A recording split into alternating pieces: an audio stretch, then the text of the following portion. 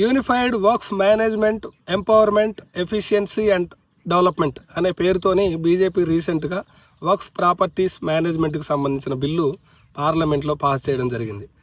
అయితే రాజ్యసభలో దీనికి వచ్చిన ఓట్లు అనుకూలంగా 128, వ్యతిరేకంగా 97, లోక్సభలో వచ్చేసి 56 ఓట్ల మార్జిన్తోని ఈ బిల్లు బయటపడ్డది. ఎట్టకేలకు బీజేపీ తన పంతం నెగ్గించుకుంది. అయితే ఈ బిల్లు పాస్ అయిన దగ్గర నుంచి వక్ఫ్ అంటే ఏంది, వక్ఫ్ ప్రాపర్టీస్ ఎన్ని ఉన్నాయి, తర్వాత వక్ఫ్ మేనేజ్మెంట్ ఎవరు చూసుకుంటారు అన్న దాని మీద చాలా క్యూరియాసిటీతో పాటు చాలా పెద్ద డిబేట్ కూడా నడుస్తూ ఉంది. అది ఈరోజు అర్థం చేసుకునే ప్రయత్నం చేద్దాం. ఫస్ట్ వక్ఫ్ అంటే ఏంటంటే 12వ శతాబ్దంలో ముస్లిం చక్రవర్తులు ఈ దేశానికి వచ్చినప్పుడు దేవుడి పేరు మీద కొన్ని ప్రాపర్టీస్ ఉండాలి. ఆ ప్రాపర్టీస్ని దేవుడి పేరు మీదనే ఎడ్యుకేషన్ కోసం, చారిటీ కోసం యూజ్ చేయాలన్న ఒక పర్పస్లో ఆ వక్ఫ్ అనే కాన్సెప్ట్ స్టార్ట్ అయిందనమాట. అయితే తరతరాలుగా ఒకరి నుంచి ఒకరికి మత పెద్దల ద్వారాగా వక్ఫ్ ప్రాపర్టీస్ వస్తూ ఉన్నాయి. అయితే వక్ఫ్ ప్రాపర్టీస్ మీద ప్రజెంట్ గవర్నమెంట్కి ఎందుకు అంత క్యూరియాసిటీ, వాటి మీద ఫైనాన్షియల్ హోల్డ్ చేయాలన్న క్యూరియాసిటీ ఎందుకుందంటే వక్ఫ్ ప్రాపర్టీస్ అక్షరాల 1.20 లక్షల కోట్లు. మరి ఇంత సంపద ఉన్నప్పుడు ఖచ్చితంగా గవర్నమెంట్కి క్యూరియాసిటీతో పాటు ఫైనాన్షియల్గా ఆ ప్రాపర్టీస్ మీద మనం హోల్డ్ సంపాదించాలన్న ఖచ్చితంగా ఒక కోరిక అయితే ఉంటుంది కదా. రైల్వేస్నే వదిలిపెట్టలేదు, బీమా రంగాన్నే వదిలిపెట్టలేదు, ఎన్ని కోట్ల ప్రాపర్టీస్ని ఎందుకు వదిలిపెడతారు? అందుకే వక్ఫ్ మీద పడ్డారు. అయితే ఈ వక్ఫ్ బిల్లు పార్లమెంట్లో ప్రవేశపెట్టినప్పటి నుంచి జరుగుతున్న చర్చ ఏంటంటే ఒక రిలీజియన్ మీద, అంటే ఒక రిలీజియన్ ప్రాపర్టీ మీద గవర్నమెంట్ ఎందుకు వెళ్తూ ఉంది, తర్వాత రిలీజియన్కి ఇచ్చిన ప్రాపర్టీ రైట్ ఏదైతే ఉందో ఆర్టికల్ 300A ఏం చెప్తా ఉందంటే ప్రాపర్టీ రైట్ అనేది కాన్స్టిట్యూషనల్ రైట్ అని చెప్తా ఉంది కదా. ఒక రిలీజియన్ ప్రాపర్టీ మీద ఈ గవర్నమెంట్కు ఎందుకు అంత ఆసక్తి అని ఒక చర్చ నడుస్తుంది. తర్వాత రిలీజియన్ ప్రాపర్టీస్ కావచ్చు, రిలీజియన్ ఎంటిటీస్ కావచ్చు, వాటిని మెయింటైన్ చేసే కాన్స్టిట్యూషనల్ రైట్ కాన్స్టిట్యూషన్ ఇచ్చింది. వాటి మీద ఎందుకు ఇన్ఫ్రింజ్ అవుతోంది ఈ గవర్నమెంట్ అన్నది ఇంకో చర్చ. తర్వాత వక్ఫ్ బోర్డులో నాన్ ముస్లిమ్స్ని అపాయింట్ చేయడం అన్న దాని మీద కూడా చాలా పెద్ద చర్చ జరుగుతుంది. తర్వాత ఇంతకు ముందు వక్ఫ్ బోర్డులో ఇది వక్ఫ్ ప్రాపర్టీయా లేకపోతే నాన్ వక్ఫ్ ప్రాపర్టీ అని డిసైడ్ చేయడానికి వక్ఫ్ బోర్డుకి అధికారాలు ఉండేవి. జిల్లా కలెక్టర్కి ఎబోవ్ ర్యాంక్ ఉన్న పర్సన్కి వక్ఫ్ బోర్డు ప్రాపర్టీస్ మీద సర్వే చేసి అవి వక్ఫ్ బోర్డు ప్రాపర్టీసా లేకపోతే నాన్ వక్ఫ్ ప్రాపర్టీసా అని డిసైడ్ చేసే అధికారాలు ఇచ్చారనమాట. దీని మీదనే చాలా పెద్ద క్యూరియాసిటీతో కూడిన చర్చ జరుగుతూ ఉందన్నమాట. అయితే ఈ బిల్లు ప్రవేశపెట్టినప్పుడు ఈ బిల్లులో ఉన్న అంశాలు ఏందో మనం ఒక్కసారి మాట్లాడుకుందాం.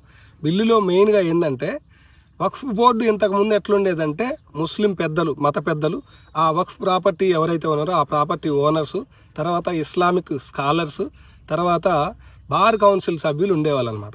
ఇప్పుడు వక్ఫ్ కౌన్సిల్ సీఈఓతో పాటు ఇంతకుముందు సీఈఓ ముస్లిం మతానికి సంబంధించిన వ్యక్తే ఉండేవాడు.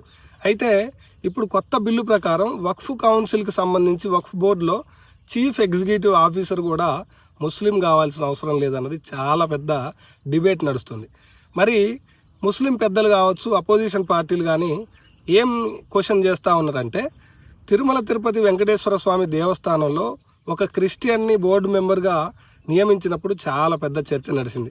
మరి ఇస్లాం మతంలో ఆ మతానికి సంబంధించిన హక్కులు ఉంటాయి కదా, అందులో గవర్నమెంట్ దూరడం అనేది ఎంతవరకు కరెక్ట్ అనేది ఒక పెద్ద క్వశ్చన్ అవుతుంది అనమాట. ఇందులో ఇంకొక కంటెన్షియస్ క్లాస్ ఏంటంటే వక్ఫ్ బై యూజర్ అనేది 1995 వక్ఫ్ చట్టం ప్రకారం ఉండేది. దాని ప్రకారం ఏంటంటే వక్ఫ్ ప్రాపర్టీస్ ఇవి వక్ఫ్ ప్రాపర్టీసా లేకపోతే నాన్ వక్ఫ్ ప్రాపర్టీసా అనేది వాళ్ళు ప్రూవ్ చేసుకునే పని లేదనమాట. అయితే ఇప్పుడు ఇవి ఖచ్చితంగా వక్ఫ్ ప్రాపర్టీస్ అని ప్రూవ్ చేసుకునే పరిస్థితి వచ్చిందనమాట. ఇందాక మనం చెప్పుకున్నాం కదా, ఆస్తులు అనేవి వక్ఫ్ ప్రాపర్టీస్ అనేవి కూడా ఒకరి నుంచి ఒకరికి చేతి ద్వారాగానే వచ్చినాయి, కానీ వాటికి ప్రాపర్ డాక్యుమెంట్స్ లేవు. ఈ వక్ఫ్ బై యూజర్ అనే దాన్ని తీసేయడం వల్ల ప్రాపర్ డాక్యుమెంటేషన్ లేని భూములన్నింటిని కూడా గవర్నమెంట్ అప్పనంగా లాక్కునే పరిస్థితి ఉంటుంది అనమాట. దాని తర్వాత వచ్చేసి నాన్ ముస్లిం మెంబర్స్ని వక్ఫ్ బోర్డులో మెంబర్స్గా చేయడం అనమాట. ఇది చాలా వ్యతిరేకత వస్తున్న అంశం. ఎందుకంటే ముస్లిం రిలీజియన్కి సంబంధించిన వక్ఫ్ బోర్డులో హిందువులు ఎందుకు వస్తారు, ఇది మా మతానికి సంబంధించి స్వేచ్ఛని, రాజ్యాంగం ఇచ్చిన స్వేచ్ఛని కుల్లబడవడం కాదా అనేది చాలా పెద్ద ప్రశ్న.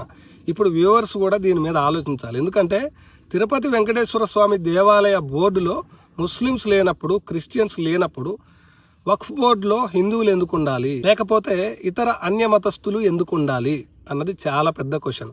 దీని మీద పార్లమెంట్లో చర్చ జరుగుతున్నప్పుడు కూడా దీన్ని బుల్డోజ్ చేసి పార్లమెంట్లో ప్రవేశపెట్టిరని కాంగ్రెస్ పార్టీ ఎంపీ సోనియా గాంధీ, ఆమె రాజ్యసభ ఎంపీ సోనియా గాంధీ కూడా బుల్డోజ్ చేసిరు అని చెప్పినప్పుడు మొత్తం అధికార పార్టీకి సంబంధించిన ఎంపీలు ఆమె క్షమాపణ చెప్పాల్సిందే అని చాలా పెద్ద పట్టుబట్టారు. అయితే ఈ బిల్లు రాజ్యాంగ స్ఫూర్తికి విరుద్ధమని, మత స్వేచ్ఛను హరిస్తుందని ఎంఐఎం ఎంపీ అసదుద్దీన్ ఓవైసీ తర్వాత కాంగ్రెస్ ఎంపీ జావేద్ ఇద్దరు సుప్రీంకోర్టులో ఒక పిటిషన్ వేయడం జరిగిందనమాట. అయితే వ్యూవర్స్కి నాది ఇక్కడ ఒక క్వశ్చన్, ఫుడ్ ఫర్ థాట్ అనుకోండి. భారత రాజ్యాంగంలో 300A అనేది కాన్స్టిట్యూషనల్గా ప్రాపర్టీ రైట్ గురించి చెప్తా ఉందన్నమాట.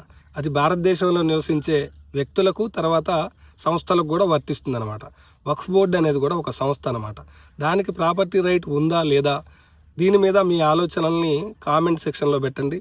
ఇంకా మన ఛానల్ని ఎవరైనా సబ్స్క్రైబ్ చేసుకోకపోతే please like, share and subscribe. Thank you.